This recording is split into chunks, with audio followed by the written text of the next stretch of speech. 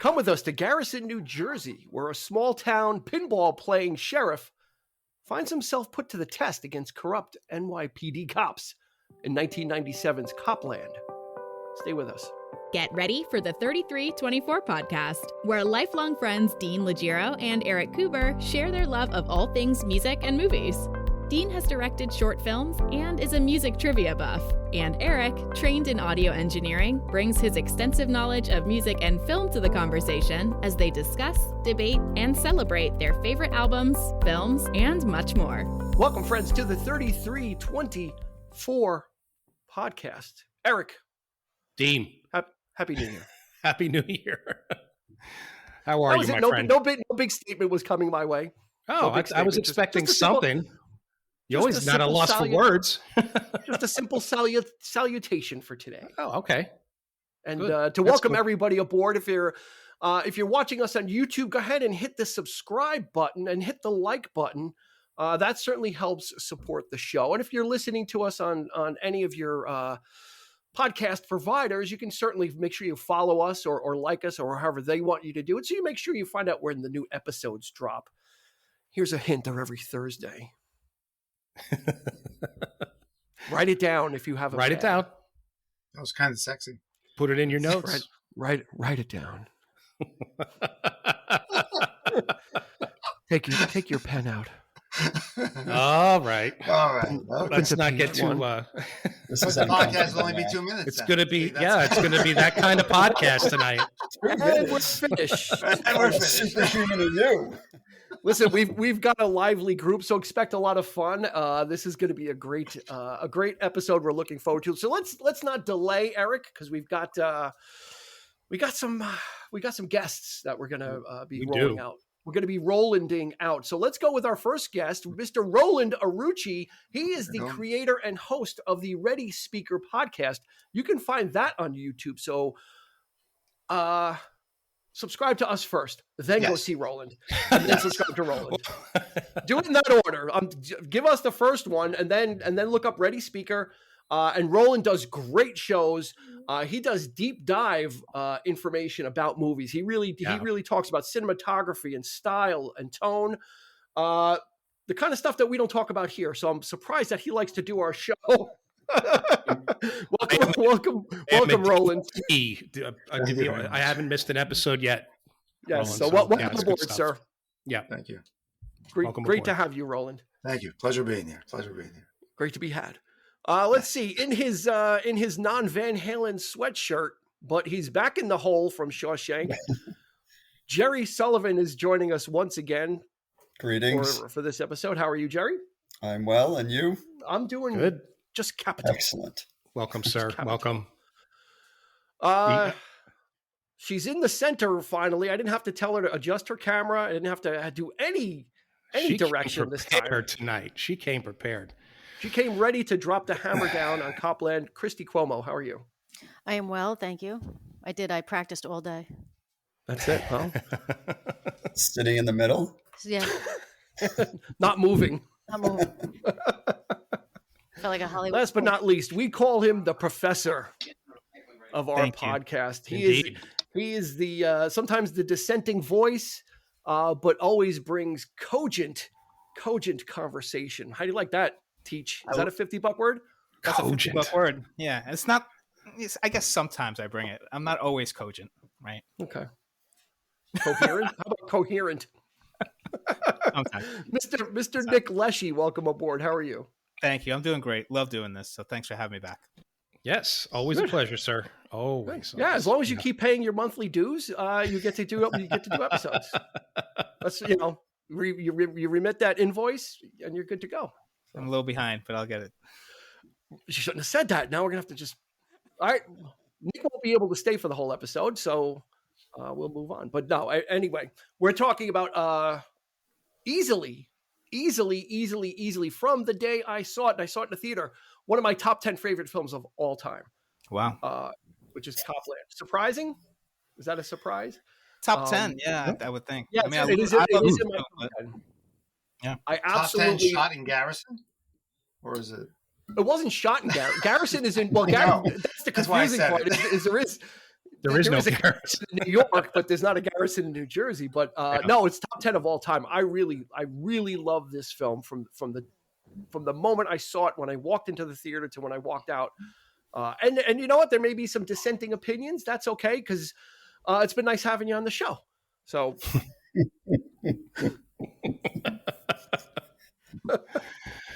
Nick worked his way back in after Heat, so it can be done. It can be done. Yeah. I loved it a lot better than Heat.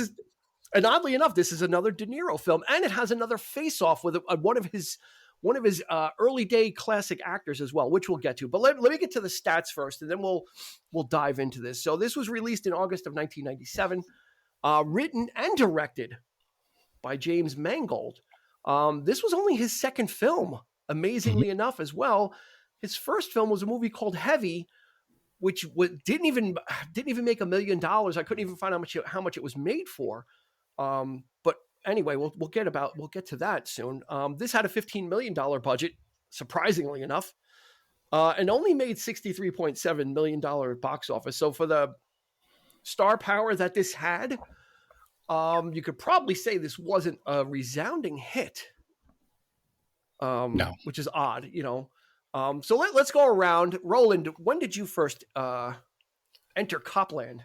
I actually saw it when it came out, and like you, I think I was impressed by it back then. Of course, I rewatched it then. I got what you said there. Yeah. It's I mean, it has I think it's definitely a film of its time. It has a very gangster element, very Goodfellas.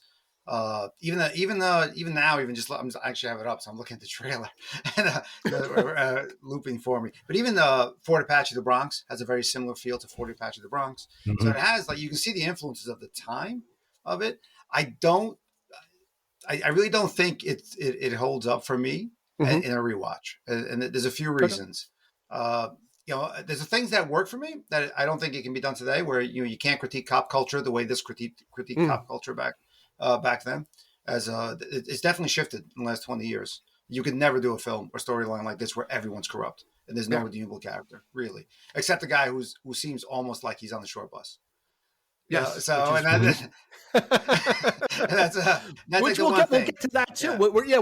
I think we need to talk about that character. Yeah, I think that's my cons with it. Yeah, those characters, the flawed good characters. That's probably my biggest con with this. Besides the gangster tempo, is that anybody who's good is kind of so flawed. It's weird.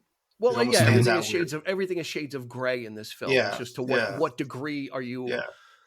On the lighter side or on the darker side. Right. So Christy, let me move over to Christy, and then we're gonna deep. Roland's already opening up the package and getting us started. So there's a lot to unpack. So let's get through, and then we're gonna go hit back on.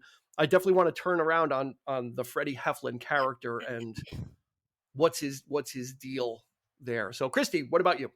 I did see it in the theater. I still enjoy the film. It's definitely a film of its time. A lot of it, certain aspects, obviously with racism and sexism, do not age well, but I enjoy it. I watched it twice. I enjoy the performances. I really like this movie. So I'm gonna be disagreeing with Roland and maybe some others. Okay. We'll see. Let's see what Eric has to say. When did you see that? Did you see this in the theater back in 97? I did not. Okay.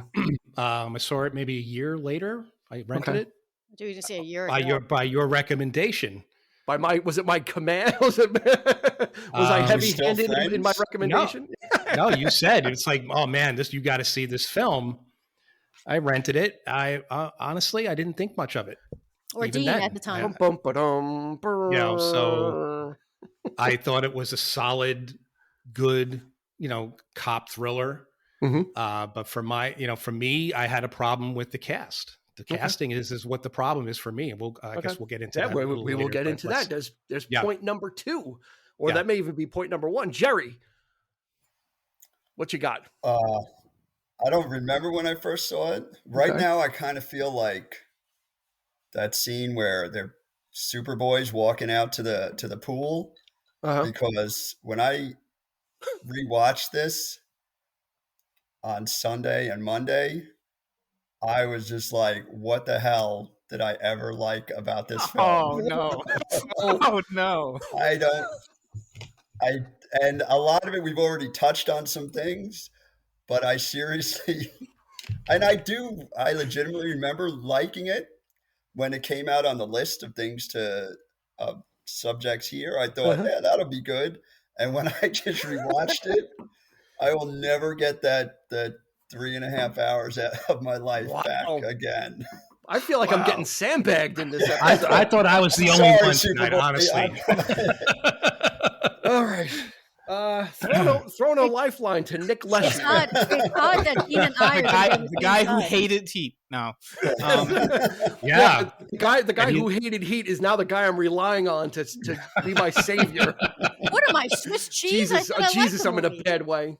Yeah. Well, now it's even 3 against 3. I side with Christy and Dean. I liked Copland. I saw this before it came out because I went. It was one of those preview screenings. Mm-hmm. So the only 2 preview screenings I ever went to in my life was Pulp Fiction and Copland. Wow. So the version I saw actually had more scenes that were playing up the racial divide. Yeah. There was a scene at the end with Stallone where he had lost a lot of weight when he shot it, and then they had to do a reshoot when it was released. At the end. Yeah. So as I was watching this again for this podcast episode, I was remembering some of the stuff I'd seen. Like the rooftop scene was a lot worse in the version I remember seeing. But it held up. Like, I guess I enjoyed it when I saw it then. I thought I loved the Freddy character. I loved what Stallone was doing. And we'll talk about this later, I'm sure. But even Stallone, looking back, he's like, I wish I never did this movie because he thought it was messing up his career. But I thought, he played it so well. And one of my favorite characters that he's played. And he is a flawed character, like Roland said.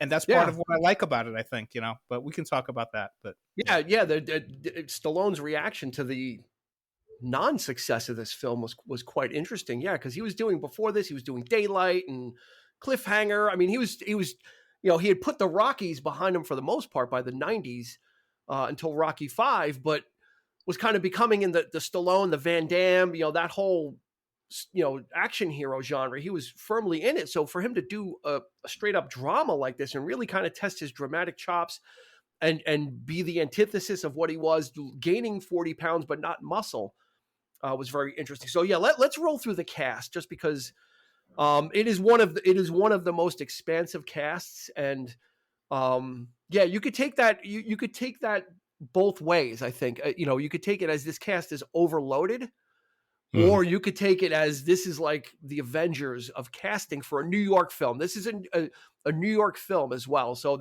back in the 90s, you still had like movies like Rounders being made that had that New York feel. Smoke, which was squarely in Brooklyn, had that, or I think it was in Brooklyn or Queens, had that New York feel to it, and you still had that, it's something I think particular to the 90s. So this was stacked with New York actors, none including, though, let's go with Sylvester Stallone as Sheriff Freddie Heflin. He is the lead. And like Nick said, don't let this betray you, though. This is not a Stallone style film. It's probably the straightest thing he had done probably up until this point.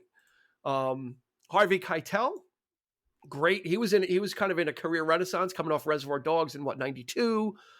He was kind of, he was big in the piano. So Harvey Keitel's kind of was in the 90s was still kind of a big thing, really bankable actor. Of course, Ray Liotta, the great Ray Liotta, teaming up again with Robert De Niro from Goodfellas. Peter Berg, who is now more known as a director than an actor. He kind of parlayed his acting thing into becoming a director. Some of his stuff is kind of schlocky like Battleship, but then he does decent stuff like Lone Survivor. Janine Garofalo, Robert Patrick, who was one of my favorite actors in this movie. Robert Patrick was just so good. Really, you've only ever seen him as like the T-1000 pretty much up until that point. He was the Terminator's nemesis, and didn't really get to do anything with that role. It really wasn't a speaking role, except for Call to John. Michael Rappaport as Murray Superboy Babbage. Annabella Sciorra, Noah Emmerich, Kathy Moriarty. So that's a Raging Bull reunion with De Niro. John Spencer, Frank Vincent. So there's another Goodfellas reunion. Malik Yoba as Detective Carson. Arthur Nasarello, who's he's one of those mob guys. He always looks like he's a mobster. He plays mobsters. He looks like a mobster. He probably might have been. He's still alive, actually. Victor Williams as Russell Ames. Edie Falco. So a lot of Sopranos connections in here. She's Berta. Very small part in the beginning as the bomb expert. Mel Gorham, who was kind of a New York actress as well. She was in a lot of stuff in the 90s. Paul Herman. That's another, that's a Goodfellas and a Sopranos link there. Paul Calderon, which is one of the great New York actors. He's one of those guys, you as soon as you see him, you know his face. He's been in everything. Vincent Loresca, Method Man, as Shondell, the rooftop guy. Deborah Harry, who in the theatrical cut, you barely see her. If you guys all rented this did you guys watch this on Prime or rent it? Yeah. Pretty much. Yeah, Then you saw the direct. Actually, what everyone saw was the director's cut, which was a lot longer. And to Nick's point, it had a different ending. The original theatrical ending was cut from this, from the director's cut. Oddly enough, finally, John Ventimiglia as one of the cops. He was Artie Bucco in Sopranos, and then Tony Sirico, Paulie Walnuts. In photos only as Toy Torillo. Yeah. He was a mobster he gets credited, but he was in like 2 photographs in the movie. He wasn't even like in the movie. So this is a stacked cast. What's that? You didn't say Bruce Altman. Bruce Altman as the lawyer. He's like the Brian Dennehy of our time. From Glengarry. In the 90s, Bruce Altman was everywhere too. From Glengarry, Glen Ross. He was, I have no business I wish to transact with you. My wife sent in a postcard and we've been getting flooded with calls. That's Bruce Altman. Anyway, James Mangold's second film, and his first one wasn't a blockbuster. Roland, how did this guy get these people? I could not find out a lot about the production of this. Like, I don't know either. He wrote and directed his first 4 films, by the way, too. Yeah. No, this was his second. He's a self-made guy, but even Janeane Garofalo, she actually didn't even read the script. As soon as she heard he was directing it, she got on board. And I think that was true with a bunch of the actors. They were so excited about him and his storytelling ability. So, but I do think, like we were talking about, films of the time. This almost had a very rough, mean streets Scorsese feel to it, and a lot of these actors I think were drawn to it. Same thing with Stallone, gaining the weight. I think he had the most write-ups about his transformation and what he was trying to do when this came out. And I think that stuck with me the most back in that day. I actually think he did an admirable job to a point with what he was trying to do. I kind of saw what he was trying to do. I still don't know if he was really allowed to do it or he felt comfortable going beyond certain points because everybody else was doing that gangster feel, that gangster tempo, that gangster dialogue to it. Some people I think were like Michael Rappaport, another one, flawed character, trying to do that gangster New York sort of borough, outer borough, or Hoboken in Jersey. I mean, this was filmed in Edgewater, I think. Yeah. Which is a totally different city now. If you go there now, you wouldn't even recognize the place. And it's the 90s in New York if they're walking out of Scores. Yeah, exactly. Scores. Yeah. Right. Before all the shootouts. Scores was absolutely a creature of the 90s. I know. Yes. Very much. When you see Scores, that's like a flash. That's more of a flashback than the Twin Towers almost seeing it in the skyline. It's like Scores. Definitely. It's like, oh, God. So, but I think that was the feel of why people wanted to be part of this ensemble. And it is an ensemble piece. I don't know if anybody really. There are leads, obviously, but to me, it's a very true ensemble piece, and everybody's just punching for their moments. Ray Liotta, a lot of energy. Keitel being what he wants to be. Nick wanting to say something. No, I was just going to say, the New York thing. It's I think maybe that was part of the problem. I think the director, as I was reading up about it, he wasn't sure what he wanted to do with it. Like he was part of a gangster movie, part of a cops and robbers, but part of like also a Western. I think he really wanted it to be like High Noon versus, that kind of a blend. But he did base it on the town he lived in Westchester, right? And he got really upset, I think, with the recuts and the re-edits. So who knows if we'll ever see what his final vision really was, even though there's a director's cut out there. So continue, Roland. Sorry to interrupt. Yeah, no. Well, he did call it, James Mangold has referred to it as an urban Western. Mm-hmm. And if you think about it in that aspect, it kind of is like the lone sheriff and the cops. They're cops in this film, but they could be the gang of rustlers Yeah, yeah, in a Western, right? It's and the sheriff that isn't such a great guy. We've seen that kind of trope in Westerns all the time. So I think if you look at it through the lens of it being an urban Western, and not trying to pin it against a New York gangster film, right? I think that, Eric, do you think that holds up a little bit better? Is that analogy kind of, because it's very easy to be, oh, this is Goodfellas light, but it's not. It's not really, because it has nothing to do with gangsters, actually. I disagree with that. Okay. I mean, the cast in this movie for me didn't exceed any expectation for me. De Niro is everybody's just very on. De Niro is De Niro. Yeah. He's playing himself in this film. He's, he doesn't bring anything to this character. I think anybody could have played that role. I think anybody could have played any of these roles, to be honest. They're just very like De Niro with the cadence. I mean, he just doesn't do anything different. Look at what he did in Jackie Brown, which came out the same year. What Tarantino got out of had him there. I could see him playing Freddy in this movie, given that sad sack performance that he gave as Lewis in Jackie Brown, and then Mo Tilden, and he killed. And in this, he's just very like today, go to lunch. It's the same performance. And given the fact that he's not in it all that much, I have a problem with a lot of the characters just sort of coming in and out of the film.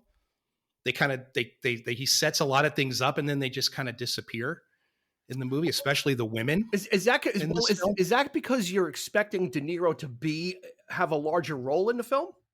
I'm expecting him, given the cast and the draw.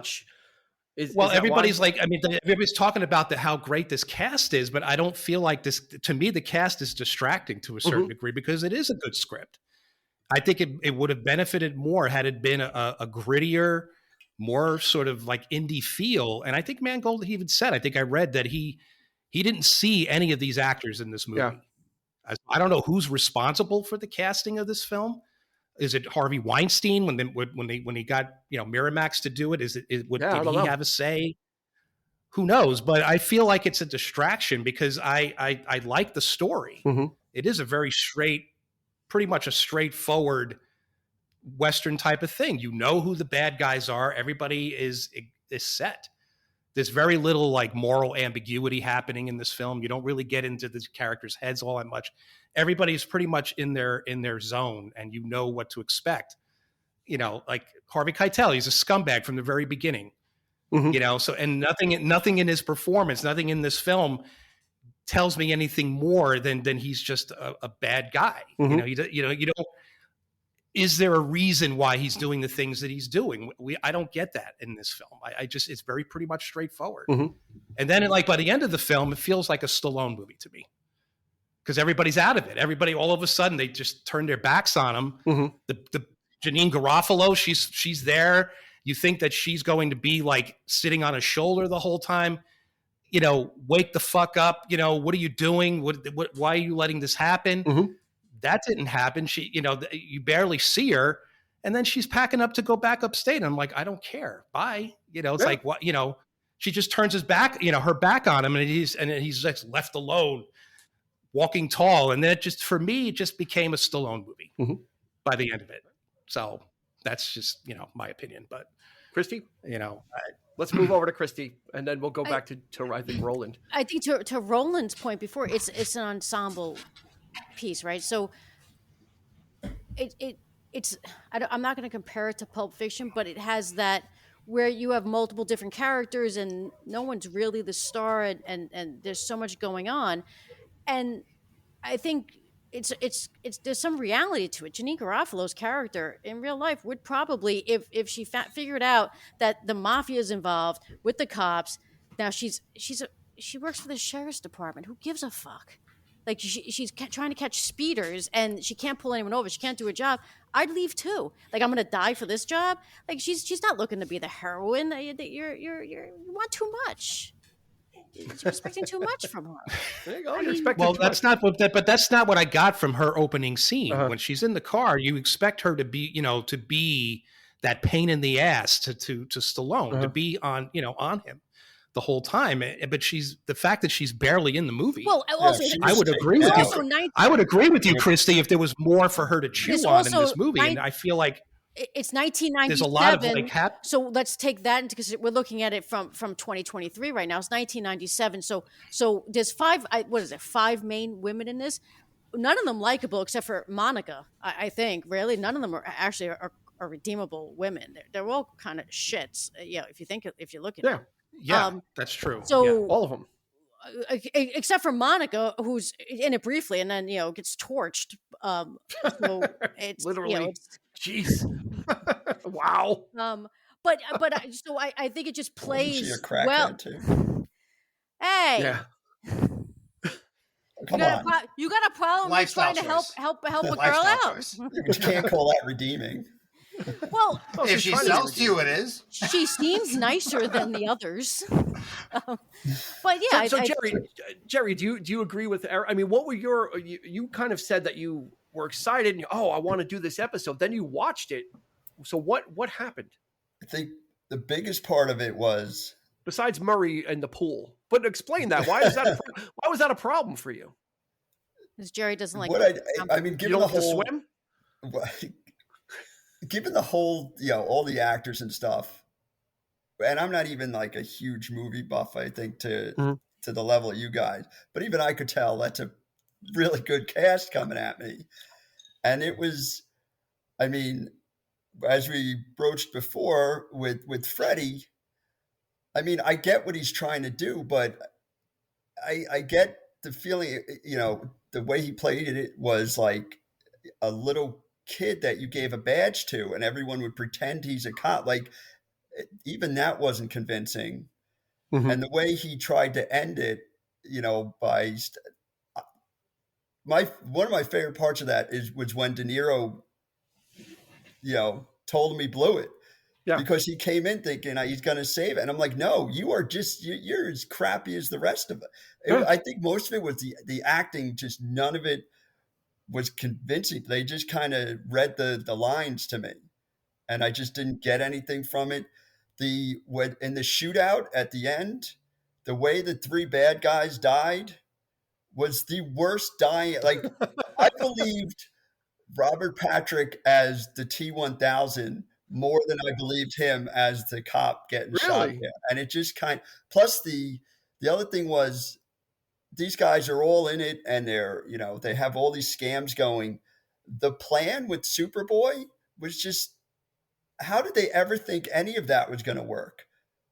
Like hiding him or, starting with the gun, then hiding him. Like there's no way that was like these guys have been running scams all the time. And this is the best thing they came up with. So, all right. So let me go, look, before I go to Roland, that was the whole thing is that phone call where Harvey Keitel didn't really want to kill Superboy, right? Because this whole story, just to get people that never saw this, basically there's a rookie cop who saved a lot of children in a house fire. He's lionized in the NYPD, kills some people by accident, that were innocent, that didn't really provoke anything, but he thought he was drinking, his tire blew out. So they set it up that he jumps off the George Washington Bridge, but there's no body. So no one believes this story. So basically the story is about him, about that character and what happens to him. And then also Freddie's, Stallone's involvement in it. Now, Gerry, to your point, yeah, they didn't do a very good job of hiding him, or he didn't do a good job of hiding himself. But that scene at the end at the party where Harvey Keitel's like, well, this is my sister-in-law's kid. Like he was saying, like, is there any way we can get around having to kill this kid? Like, he was adopted. So I don't think I think the plan was get him off the bridge, and then we'll kind of figure, like, we don't know how this is going to shake out. So we'll have to figure it out. But that was my problem. Like, even the thought of getting him off the bridge was not a good idea. Like Dr. Evil style, villains. These are just cops on the take. But if they're good cops, they're going to think that this is not going to work. Like that's where I started to lose it. If they're good cops, they know how to hide people that just killed somebody? No, they would have not come up with that idea. I mean, to suddenly be like, 3 seconds. Well, first of all, when Robert Patrick get out of my house. Oh, look at this! I found the gun, and then I was like, okay, that's It was bad, but that's the whole point with the ambulance drivers. Like, this is bullshit. Like, you guys are so bad. You guys are so bad at being bad, right? It's like, this is, they're calling it out to their face. That Paul Calderon's character was like, you're so full of it. Like, what are you doing? He's like, what are you doing, man? Like, that's where they were losing. He was one of the best parts of the movie for me. Those actors that why weren't they more prevalent in this film? Why didn't he casted John Spencer, and he's like nobody in this movie. He should have played Mo. He would have been perfect as Mo, because given the amount of time that character is on, he would have made a perfect Mo. Actually, because Spencer, I don't like how John Spencer pulls his gun out at the end, like where he's like. Yes, that was another part of the acting. He does a big pull. What are they doing? But I love John Spencer. But that's my point. But that's my point about the casting in this movie. Is like he casted both these powerhouse actors to play these small roles, like almost like supporting roles, and then you got these great character actors and and then really not doing anything. It would have. I think it would have been better had these people been pushed forward. They're hungrier. People are looking to prove themselves at that time. A lot of great actors in the 90s. I just feel like all of these performances were very on point. Keitel is Keitel. De Niro is De Niro. I didn't see any. I saw a lot of Jimmy Conway in De Niro's performance. Really? I'm sorry. I didn't get any of that. I didn't get any of that. If anything, I got just the way he talks, the way he acts, the way he. No, I got King of Comedy, actually. He's very gangster in this movie. He's very. I didn't get any of that. Let me throw it over to Nick before I go to Roland and then Nick. I think to your point, Eric, there's no cohesion for me at least, a lot of the performances. Like you're saying, there are some people just being themselves. And I think they were allowed to be themselves. I think that's also a problem. I think with a director who's new like this is overwhelmed by Harvey Keitel, by De Niro. He's like, bro, he's not going to tell these guys what to do. So they're going to do it the way they want to do it. No, and then you have people taking chances, like a Stallone and some of the character actors, but they're so invested in that chance they're taking that to me the cohesion sort of gets lost in the story. Like Stallone in it, he looks like a child, like what Jerry's saying. I mean, he sounds to me like a friggin' child, yet he's obviously 40 years old. But he sounds like a child. Like he would never have. It wasn't a deaf ear that didn't let him become a cop.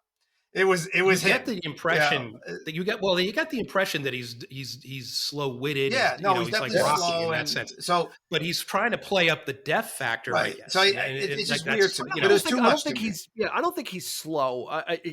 Slow in his mannerisms, but he's not slow. He's just very, very easy. He's very easily manipulated, right? Because he's got hero worship. He wants to be a cop, so he's defeated. But that's a very immature thing, though. It is. Yeah, because even De Niro says that you might be law enforcement, but you're not a cop, and he really drives it home to him that you're pretending to be a policeman, right? You make sure that the kittens get out of the trees, and that's pretty much all you do. Let me get to Nick because he's going to throw me a lifeline. I am going to throw you a little bit. I mean, good points by all. I mean, to Eric's point about the casting, I agree. There's a lot of characters here that I think could have been combined into one and maybe pushed forward that way. And I think that's part of the challenge. It's like you see these faces, and they unlike Tombstone. Tombstone, for example, had that same kind of all-star cast, but each one scene had like a really pivotal moment, and they all played a role. In this one, there's some interchangeable stuff, and I think it felt like they really wanted to throw everybody in. But I disagree in the sense of performances. I think they're bringing their A game to the sense of they're doing what they know best. Like this is what Harvey Keitel does. This is what Robert De Niro does, right? And maybe a better director may have been able to like pull them back or pulled out the best performances out of them. But for what it was, I really liked it. I thought the suspension of disbelief was great. I thought the Stallone character, to Christy's point, I think she said defeated at one point. He's depressed. He's really, from the beginning, I didn't see a child. I saw a guy who's defeated, like Christy said, and depressed. Yeah. Much nicer than I am. His life changed when he saved her life, not just losing his ear, but losing the girl, and then he, whatever ambitions he had is probably lost. So I think there was that great scene when he says, if it happened today, he wouldn't have jumped into the water. And not that he didn't want to save her, but I think he would have sat back and been like, is that the right thing to do? And that's what he's doing, looking around at everything that's happening. He's seeing the moral corruption. Right. But, but the cops that he sees now, they're corrupt, So I think to that regard, that's my take on it. So good points by all, but I lean more with Dean and Christy, and I enjoyed it. I thought, winning. No, honestly, I think it's Stallone's best performance, and you guys can rake me for it. There's subtleties. Get out of my house. Thought he was. Get out of my house. Honestly. Honestly, he's Rocky with a badge. No, the only time I got Rocky was when he got shot and he's screaming at the end. That's the only time I thought of Rocky. But there's subtleties. There's these little minute things he does. I thought the fact when I read that this film hurt his career afterwards, he thought it was going to help him. It was kind of like how I felt about Casablanca when I found out everyone, hated it when they were making it. It's like, it broke my heart because I thought he was really good in it. I didn't get the impression like Roland did that he was maybe on the short bus. I was like, this guy's broke. I'm on that bus. You actually are on that bus. I just felt like I said, he's just so broken and he's so depressed. I mean, look how much alcohol he's drinking. He's just smoking. I mean, you could just you could smell when I'm watching this movie, I can smell the alcohol and cigarettes. And that's just depressing in of itself. This guy's he's a sheriff in freaking Copland. I mean, it's he's supposed to be setting an example. Yeah. And let me talk to Eric's point about the cast and how they play their roles.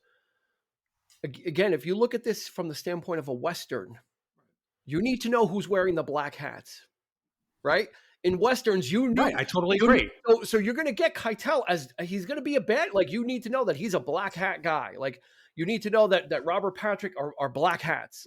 If you look at it that way and you kind of boil it down to that type of movie genre, it makes a lot more sense that, these guys are not going to be deep psychological characters. These are just cops on the take. And then that's what that's what I was expecting.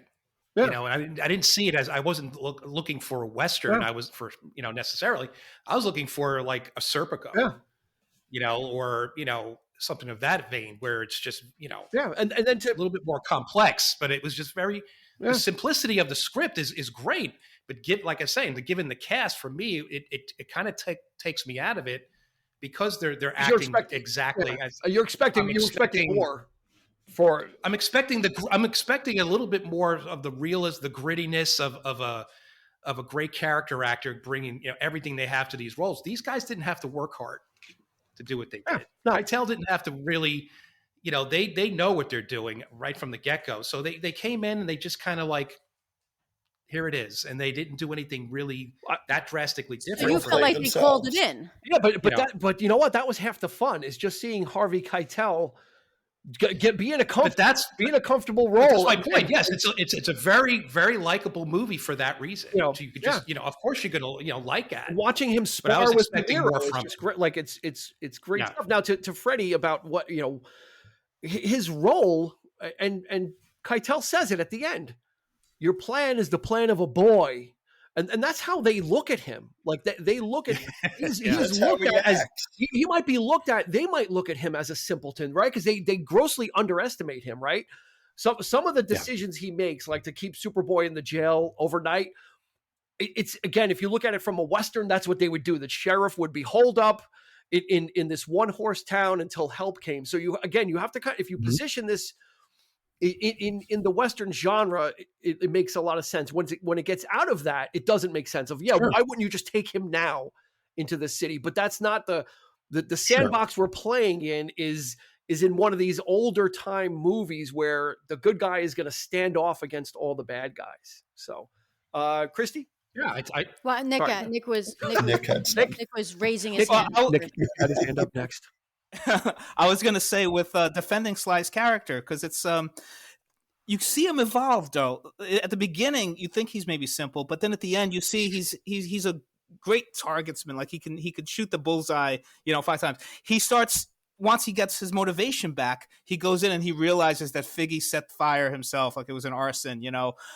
So you see he's not as dumb as he looked, and he's not as this kind of like bumbling kind of character. Towards the end, he's becoming that, almost. I think because he believed it, because he was kind of brainwashed that that's all he was, right, and that he wasn't anything more than that. Like even that famous line with "you deaf fuck," like.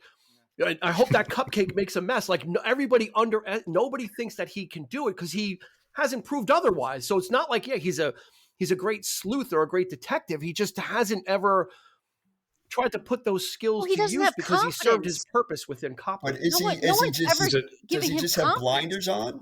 No, he's kind of a joke. He's a broken man, and he's literally the sheriff of a place where it's Copland. Like they make him feel important because they tell him how great he is, but they're laughing behind his back. They make fun of him when he goes and he goes to Ray's house and he's talking to his wife who's screwing Joey, and he walks away. He's like about garbage. He's like, oh, real like Ray makes fun of him. Like I forgot exactly what he said, but they put him down in his face. Like he's just. I mean, imagine trying to police real police. Like it just doesn't seem like they did catch the arrogance. That's your point. They did grab that definitely in the story. And so again, like Nick is saying, I don't think he's. I think he's a lot smart. Like I think he is smart. Like even when he touches the side of the bag and he can smell the resin from the bomb, and which I think makes him go to the house. After he sees the check, but he's not stupid. He's scared. He's scared. He's never been given the opportunity. It's just I think you're underestimating how hard of a role that probably was for Stallone to play and to bring this across. And it is one of my favorite characters that he's played. I'll be honest. I'm telling you, I think it's his best role. I honestly, I thought it was. We're gonna go on the defense a little bit. I thought it was a very nuanced performance from him because he could be very Stallone, and he wasn't. He spoke in normal tones, very deliberate. He skirted that line between is he the village idiot, or is he just a guy that just taking his time and he's in no rush to go anywhere because he's not going because he's going nowhere. He's the sheriff. They make him feel important on Sundays or when there's a parade, and they kind of placate him because they know that they've got basically this guy that wants to be a cop, and if they make him feel like one, let him hang out in the bar and do this, he's going to go along until he starts to have that realization, right? And then he's like, this is and I thought it was a very nuanced performance then, and watching it again, I still, for Stallone, it's a very, after role after role of hyper action and being the guy that does everything. This, like Christy said, a very flawed man. In the director's cut, you get a lot more of the subtext of the relationship, with the girl that he saved in the theatrical version. It's not delved into as deep, but those are some great moments where he's like, all the, how come you never got married? And it might sound hokey, but all the good girls. That was a heartbreaking scene. It is. But what happened? But what happened after that? It's like not everything's going to get tied up. Yeah, it's like the end of Shawshank. If you're right, when Morgan Freeman drives away, we don't know. Like all we know is that things have changed in Garrison after this, right? Because everything has changed in Garrison because of this guy that they underestimated. And I think that's what everything else is kind of window dressing as far as, you could, and, to Eric and Gerry and maybe Roland's that, you could argue that the cast is overstacked, right? I'd rather have a cast overstacked like this and not have to worry about someone wrecking the movie that doesn't fit.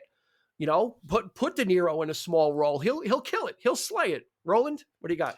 I still, to me, and I get everyone's point. I get the Western point. I get Stallone's move to being a subtle performance and trying to really bring stuff. I just think, to Nick's point, maybe it needed to be pulled in a little bit so they could expand it more. And I think it would have felt a little bit more cohesive at that point. There's just moments where everyone's at 60 and that's it. Like every moment is 60. And culture is heavily anchored on pensions. and the fear of losing that pension. And that I wish they delved into that, because that's the biggest fear. It's not about being caught doing anything illegal. Is this guy's pension's lost? Yeah. And well, I don't think they were worried about it, because they were they were so deep in with the mob that but 20 no, they don't care. They probably felt like, and they felt untouchable, right? They really cops felt like they have very deep pockets and very short arms. Yeah, but they felt like that was the whole point of Copland. Is like they felt like they could do anything because they were, because they were so and I protected. get that, and it's been. I actually worked for the Academy. I did work for the Academy a few years ago, for like 3-4 years, and watching that culture and watching them talk, it's very interesting. It's very much. It's actually more on the Stallone side of like, listen, just calm down. Yeah. Than anybody else's side. There's no rage. It's like, I would hope so. Yeah. Well, no, I don't know what you're talking about. I don't know what you're talking about more so. Then, like if you ask them a question, go, I don't know what you're talking about. They're not directly involved. They step away. Yeah, that's it. That's the way. I just wish there was something more to a lot of the stuff that he was seemingly building up in the first half of the film, all these subplots and slice of life things like Pete Berg having this somewhat abusive relationship with Annabella Sciorra, and then you end up find out that she's the one that hit him upside the head, because it's like, so who's doing the abusing? And I thought that was really interesting, but then it just kind of there was a lot of stuff, and then it turned into Rambo at the end. Right. Yeah, but I found that awfully convenient that scene just kind of happened out of nowhere. That these guys, he's on the rooftop with these guys, and how convenient that Keitel found his inn to do what he had to do there. There's a lot of crime in Manhattan, Eric. That's right? why. But it just happened. Things just happened so quickly. That's why it's a movie. It just shifts from one thing to another. Too many things going on, and too many characters. No, there's a lot going. A lot of these characters, it moves at a breakneck speed, right? And right for either you're going to like that or it's going to create tension. For me, that creates tension of just like if you stop and stop at every scene and question it, you're not going to get through this film. But if you just kind of take the film as, again, I have to keep pointing you in the direction of a Western. It matches perfectly with that the really bad guys do really bad things and they let all this stuff happen, and the one good guy that's going to stand alone against it, and maybe that's Rambo at the end. It's not really though, because he gets pretty messed up, and then of course you have the great Ray Liotta, who's got one of the great solo scenes when he's driving. Yeah, nobody's brought him up yet, but he's the MVP for me. He's like, will you shut up? Like when he's driving and he's just having that inner conflict. I don't need you. I don't need this town. I don't need that town. I'm taking my money and I'm leaving. And he just and you thought, okay, another one, to Eric's point, another one gone, right? Another one that just leaves. But he has that crisis of conscience on the turnpike, Roland.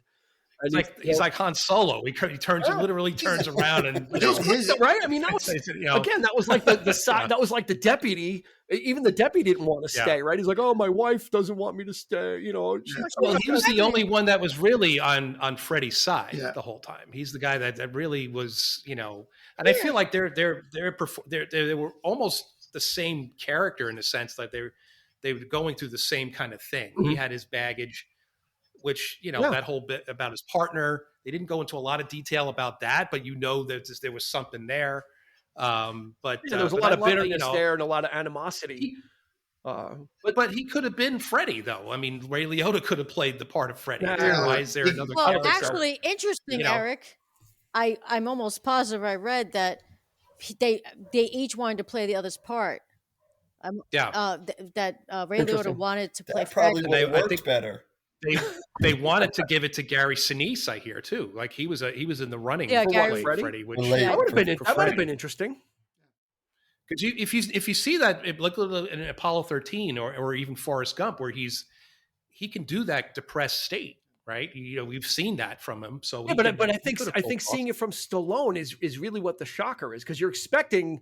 You're under arrest, pal. But when was the last time anybody saw the original Rocky? I've seen it a few times. Right. I'm not talking about Rocky 3. I'm not talking about Rocky 1. Yeah, right. I'm not talking about the action-packed, franchise. But that was like entries. 20 years previous to that, and he's changed but you're talking new. You want to talk nuanced, sad sack performance, and the same, like to Christy's point, he was just as compelling in that film, perhaps even more so.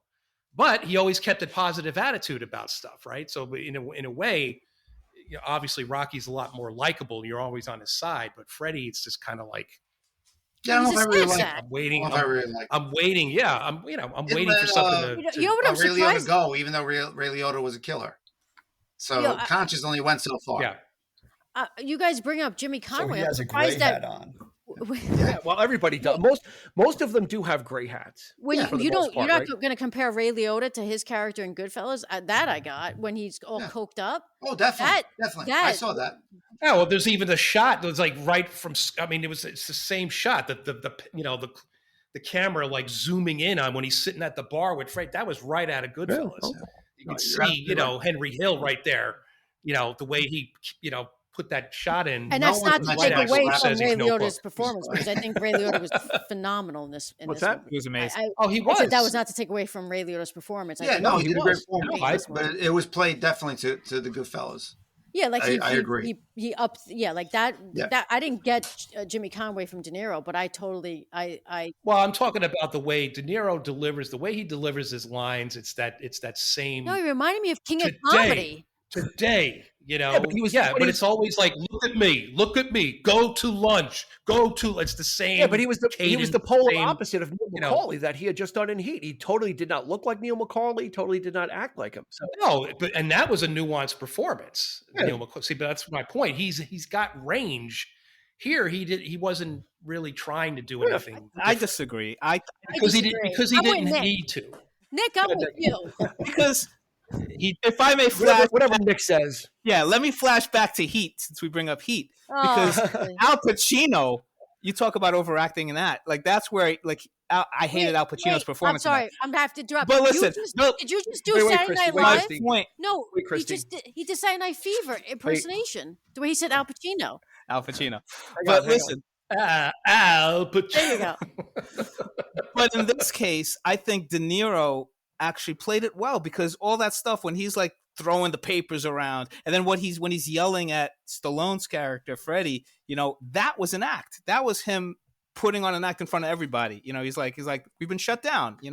We can't do anything. And then trying to get Freddie to kind of be like, look, there's nothing. What do you got for me? I need evidence. They shut us down. Mm-hmm. You come here and just tell me I can't do anything. So if he stirs things up, so that's why he pushed him. Because at first I was like, he's been telling Freddie to go and do something, and now Freddie's here. So why is he making him go out the door? And I'm like, he's playing him. He's trying to line. Yeah. Classic line. I'm glad to have wakened you from your slumber. But my hands are tied. My hands are tied. You shut me down. But that's it exactly. Nick. That's it exactly. You shut me down. I can't. My hands are tied. Yeah. Can we just? So you're saying that was all reverse psychology. It was. It totally was. Oh, absolutely. 100%. No, because when Freddie leaves the office, De Niro, let's see what he does with cupcake that. Makes a mess of this. Totally. Yeah, he knew what he was doing. We got a case because he totally went serious. If that cupcake makes a mess of this, we got a case again. Can we talk about this? He totally went into like Nick said, he was he's playing it up like Pacino did in Heat, right? I am not saying that I am not for any way, shape, or form saying that he's bad. Nobody is bad in this film. It's just I don't. I got you. I feel like they could have done something a little bit different in just the way they brought, and the point is that they didn't have to, because it wasn't really much of a leap, for these characters, because they're not in it as much. Mm-hmm. Even Keitel's character, there are good stretches of time where you don't see him. And even when you do, he says very little, right? In the beginning of the movie, like towards the middle, he's got the presence, but he doesn't speak a lot. He doesn't have a lot of lines. And then after Pete Berg falls to, his death, that's when he starts coming in with the lines, by the very end. He is the villain. He is, like Dean pointed out, he's the guy with the black hat. But it's just saying that I just would have liked to have seen it. It could have, it would have been interesting to see other people playing these parts and see what the movie would have been like then. Had it, it just felt too familiar, too parts of it kind of, I'm paying attention to Robert De Niro do his thing. I might have been missing some of the things that he was saying, Mm-hmm. some of the nuances of the story are getting missed because people are too busy paying attention to these actors who they've seen in all these other great films. So cool. All right, that's really my point. All right, let's kick it over to Christy and then Roland. We got some hands up. Hands up, baby, so Eric, hands up. Do you think, give me your heart. actually, give two me things. your heart. Okay, you have to shut up. I thought we were at a wedding. Well, those people just got divorced after they heard this. Wow. Okay. Two things. One is does anyone want to bring up? I thought you were flipping this off. I swear to God. We do that in England. That's how she does it. That's in England. Briefly, because we were talking about the scene where Freddie comes in with De Niro and he's having lunch. What New York City deli did they go to? Because those are some thin sandwiches. Anyone who's had a New York City deli. No, because he's like, this place never gives you enough napkins. Yeah, they never give. So what kind of? He was more upset about no napkins as opposed to no meat. They give half. Anytime you've had a sandwich from a New York deli, you have to give half of the meat away to a country because it's too much. But anyway, so Eric, I think that's the one thing I think that was De Niro's. Yes, he added the lunch idea. Yeah. He added that. He improvised that whole lunch, the sandwich. That whole bit was all. So yeah. So do you think that you're talking about Harvey Keitel and he's in it, but he's not in it? A couple of lines here, a couple of lines there, and you wanted more. These actors, and I think Dean said, what was the budget? 15 million. 15 million. All worked for scale. Now, do you think and they gave you that? No, they did. No, they did. Well, they gave us Did I tell you to leave my house? No, I see where Christy's going with this question, but the point was that do you think everybody was willing because? Well, no, I don't think so because everybody wanted to do it. Yeah, but no, they like this was such a great script. There was so much talk about this being such a tremendous script, and everybody was on. We got to do this movie, and then they did it, and I feel like, okay, I see a very so then simple story here. I see a lot of these great actors in it, but I don't see.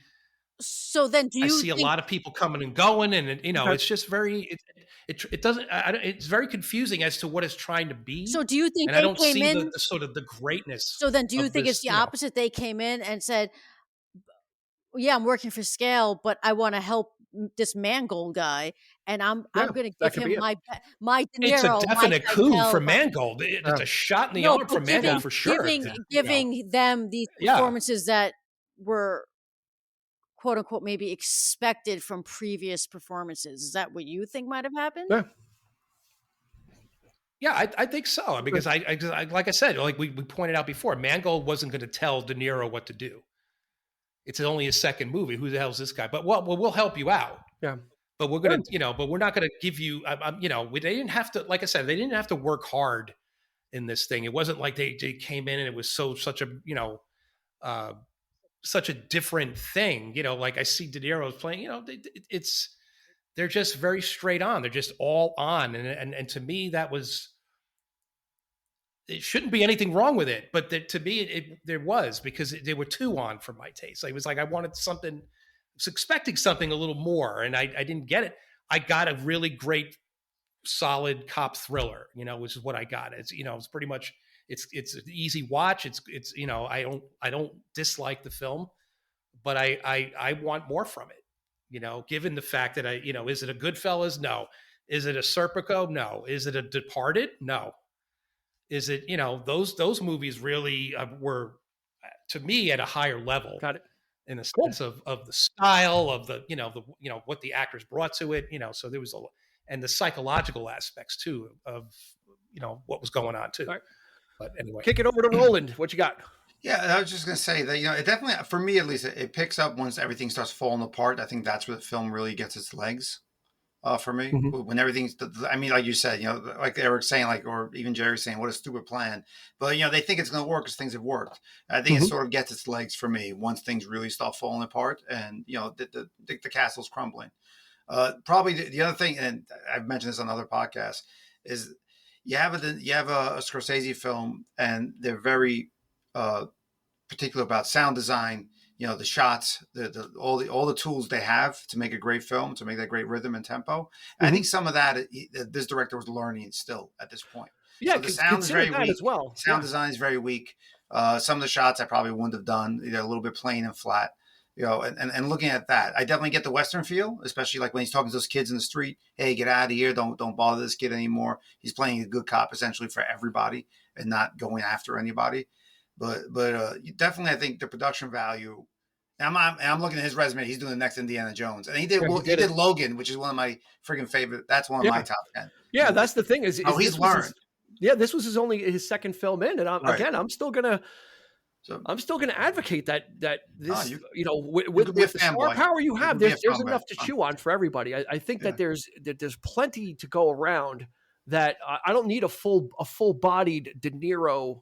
Right. I'll take 75% of De Niro in this film because that's all this film needs is 75% De Niro because it's not a De Niro film, right? He basically has a glorified. The thing is, I think he gave 100% De Niro when he needed to do 75. Yeah, but even so, right? That being said, take these guys out of the movie.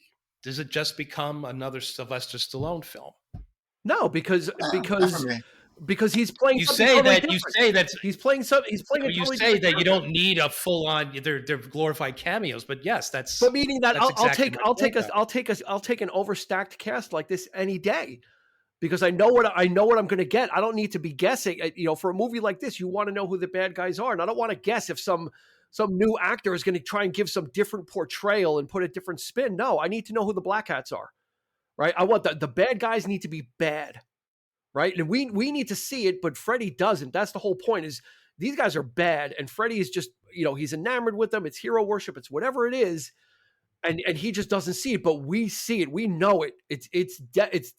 They're so bad at it. Like again, to Gerry's point in the beginning with the gun, right? They're not, it's not that they're the Keystone cops. They're just bad. They're just dirty cops. It doesn't mean they're criminal masterminds. Right, Gerry? Hang on, Christy. Yeah. Oh, right, going to me? Yeah, going to you. Your name's Gerry. Yes, it is. I think I figured I think my biggest issue comes from I think I'm the simpleton here. I like my Stallone. Freddie. Okay, Freddie. Up and be an act. I could not see him being. I mean, you guys have put all these layers on him. Who, Freddie? I just can't see it on Freddie. Okay. I think if there was a different Freddie, someone not Stallone, someone that I didn't expect to end the movie as he did, I could probably take it. I think it all started with him. I just could not. So you think it was miscast? You think it was a miscast me, right there? I could not get the way he was playing, and that's probably what radiated into everything else. Because I was so focused on him, I couldn't buy him in that role. Interesting. Nick? You saying that, Gerry, kind of makes me understand what you were saying about the cast before. Because I'm looking at this movie and I'm seeing like great performances in the sense of these actors really giving it their all, in the sense that it's what they do best. So I could see them getting the script as an actor. When I read a line for the first time before we get any direction, I'm playing it in my head how I would play it. And then you have a good director who's going to like pull it back or make you go higher or make you, and I don't think they got that. Stallone might have gotten that. And I have a feeling that Stallone went into this movie thinking one thing and everybody else maybe went into it thinking this is going to be that kind of gangster style that we all do well. This is the role we want. We're going to fit our little niche and make it work. And maybe that's why he hated it afterwards and regretted it, because maybe he expected this to be like the moment where people like pat him on the back and like, you're not an action star, you're an actor. The turning point. How he started out, And I look back at his comments too, and like he never knocks the director. Like in his comments, he always praises him. And I have a feeling that they work together, and maybe it does feel maybe like a disconnect between those two. So Gerry, I see your point in that regard. You're wrong. You're wrong. But I see your point. You deaf bastard. Nick is ever the diplomat. He is so kind, even when he's torching you. He's just so he does it so nicely. And then he does. He's very good at it. Then he turns. You turn around and you're insulted right now. Man, Jerry, you're feeling pretty good about that, right? Yeah, I'm pretty good about what he's wrong tonight. I'm good with that. Nick. Jerry's like, yeah, Nick, you're right. Actually, I am totally wrong. I was wrong about myself. Christy, what do you got? I think Jerry's got his head up his ass. But other than okay. Oh man, that's a different film. That's the Human Caterpillar. We keep touching on it, and Dean, you were touching on it. Thank you, Roland. Again, with it's an ensemble, and you see all these heavy hitters. Let's also not forget this was 1997, and maybe it was Pulp Fiction that started, or Reservoir Dogs, but maybe Quentin Tarantino.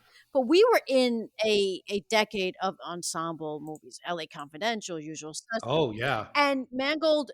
Again, we touched on this. It was his second film, maybe a little bit out of his depth.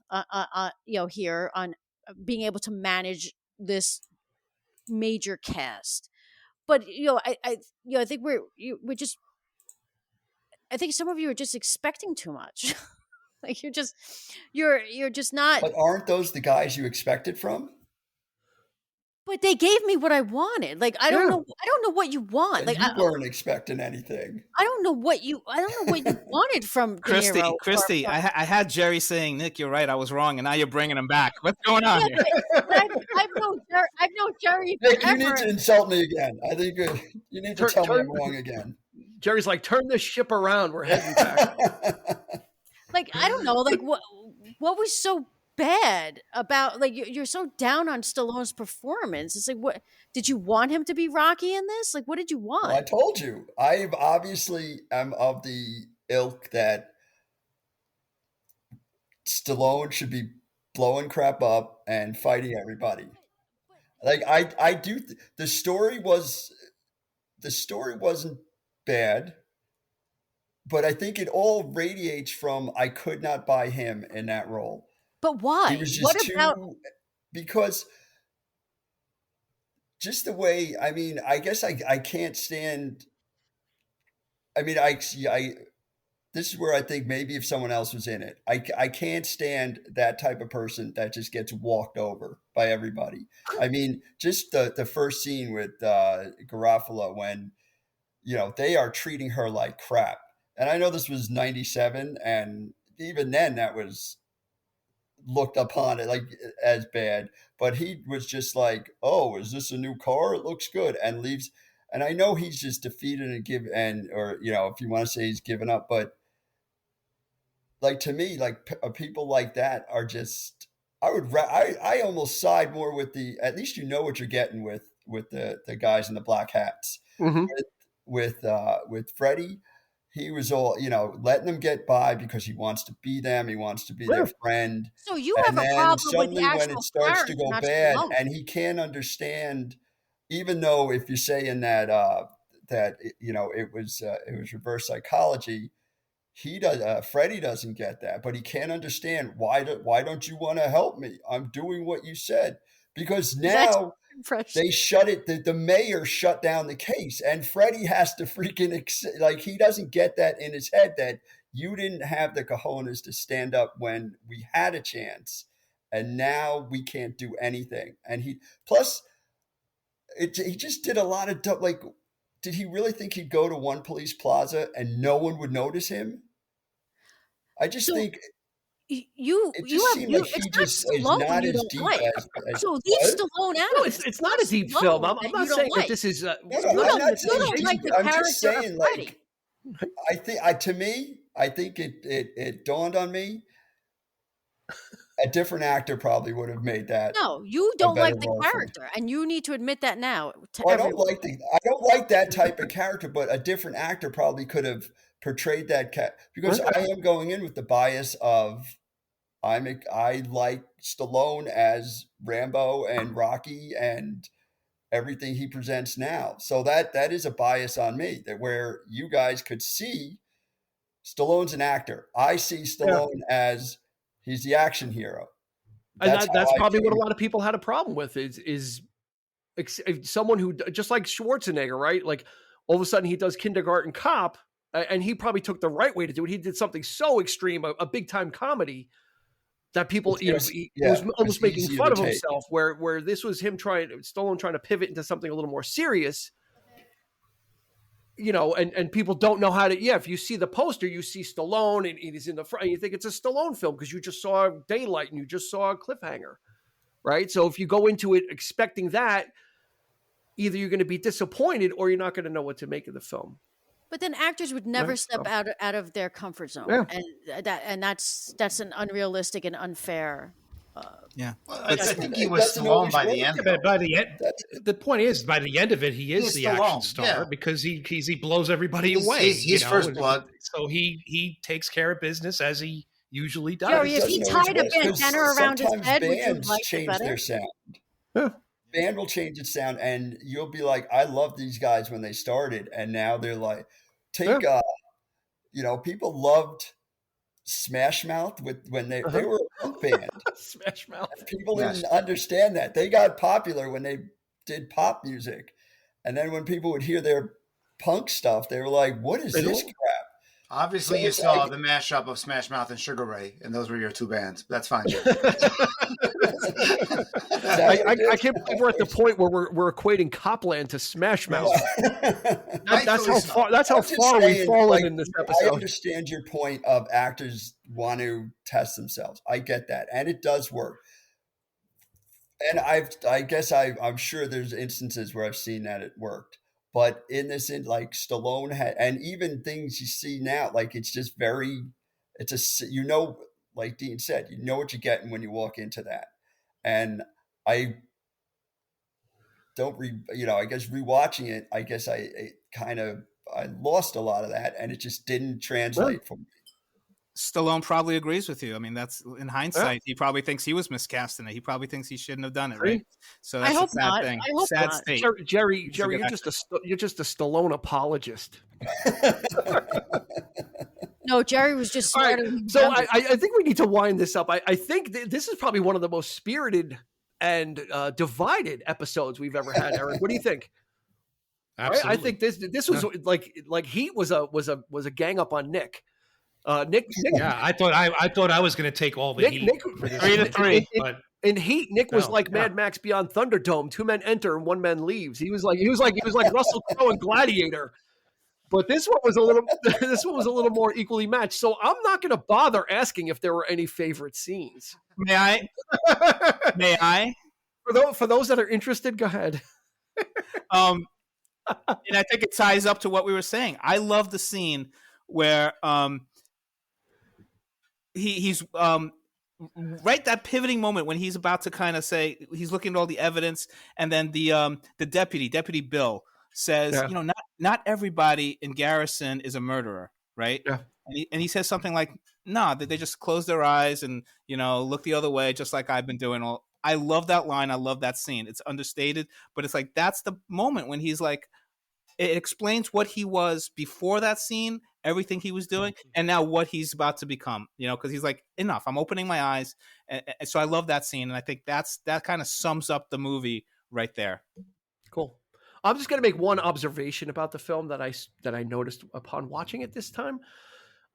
If you pay attention to the beginning of the film, I didn't realize it was so, it probably beat you over the head, but I didn't realize the parallels where Superboy leaves a party drunk, has an accident, gets a bloody nose.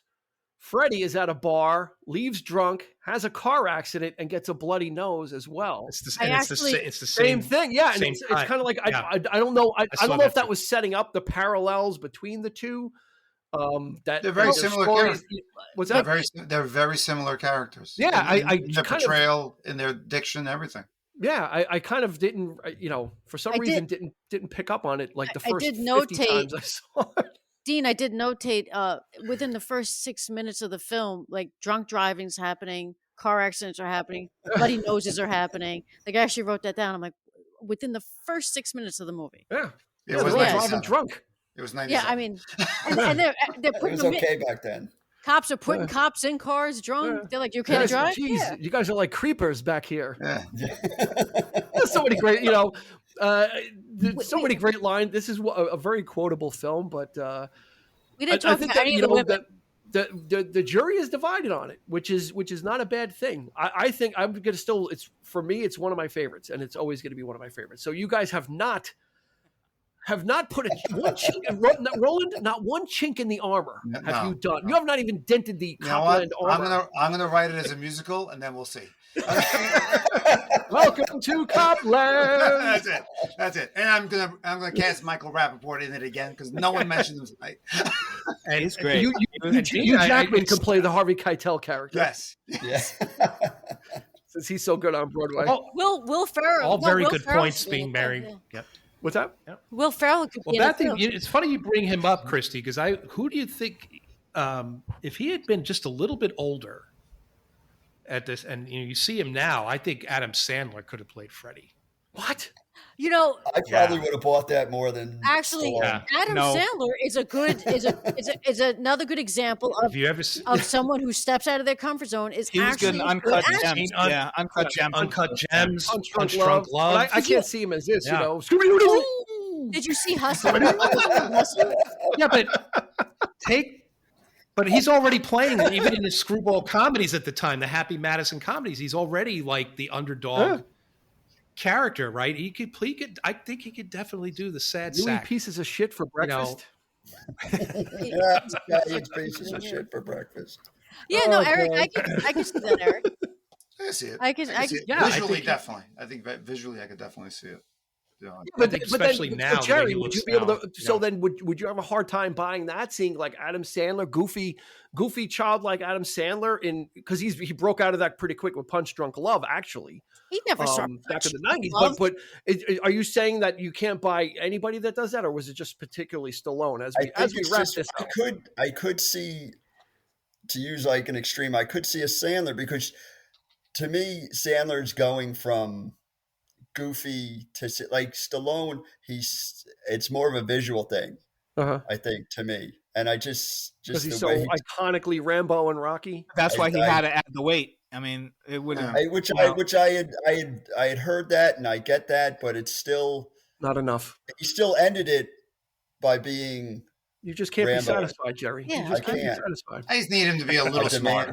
I just need him to be a little smarter. That's all. A little smarter. A little okay. Bit. Those are all valid. Those are all valid. Maybe that is all I would need to. Because I like his transformation. I like. He certainly can't help the way he certainly can't help the way he looks. No. I mean, that's the thing.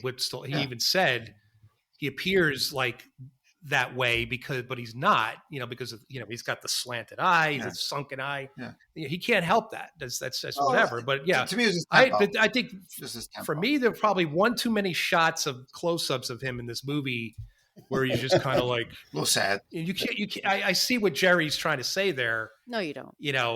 Pull that back a little bit and maybe give a little something more to the performance. Maybe Carrot Top. By the end of it, like I said, he pulls out the shotgun. Killed it. Carrot Top would have killed it. Carrot Top as Superboy. Yes.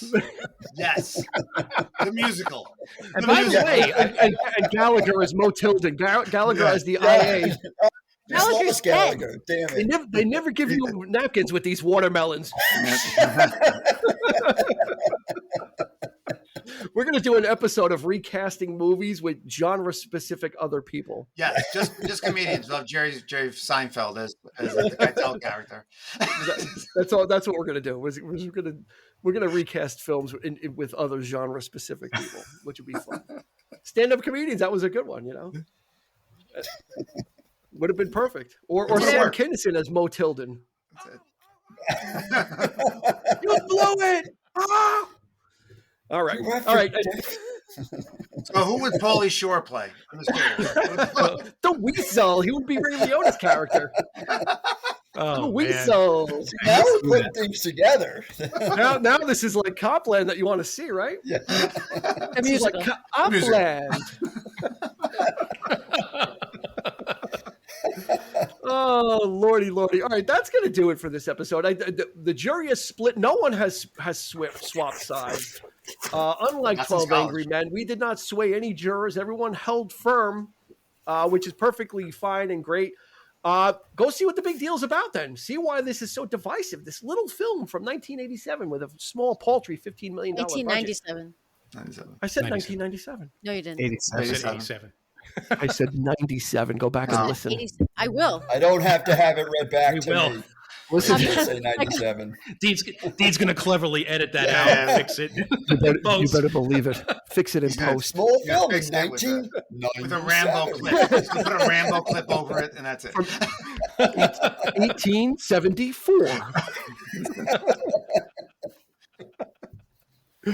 Oh, God. So, no, check it out. It's absolutely on Prime. Expect to see the director's cut, which is 116 minutes. In full disclosure, the director's cut is a little too much. Actually, the shorter theatrical cut is a lot tighter, which also may sway some of these panelists here if they only recently watched the director's cut. It can be a little. There's actually a little bit in there that doesn't need to be. It was a fat that could be sliced away, and I rarely say that about director's cuts. But anyway, check that out.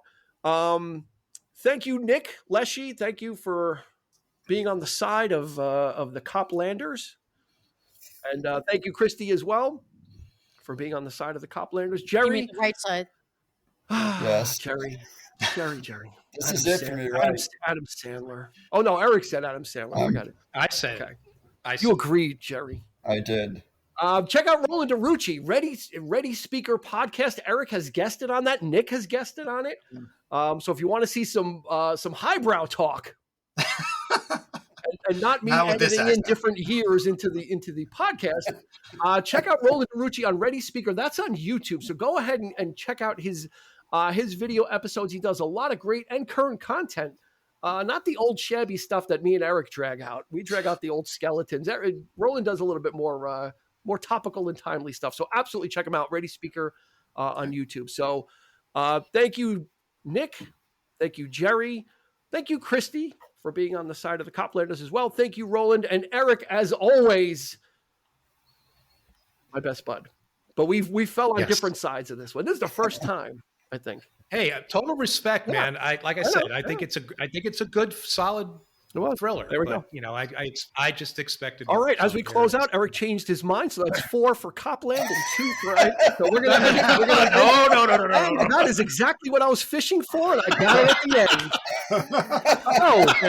4 for Copland and 2 that did not like it. So that is a majority for Copland. Winner by a knockdown. Nope. Eric's going to print a retraction on the page tomorrow. Please disregard the last 4 minutes of the podcast. I was coerced into saying that and tricked. But anyway, thank you, everybody.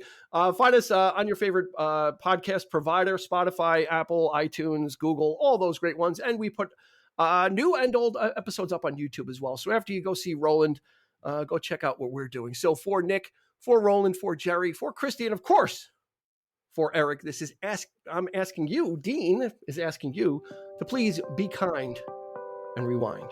You've been listening to the 3324 podcast with Dean Legiro and Eric Cooper. You can find us on your favorite podcast provider, so please like, subscribe, and rate to become a part of the 3324 family. Your feedback is important, so make sure to follow us on Instagram and Facebook at 3324 podcast and on Twitter at 3324p to join the conversation.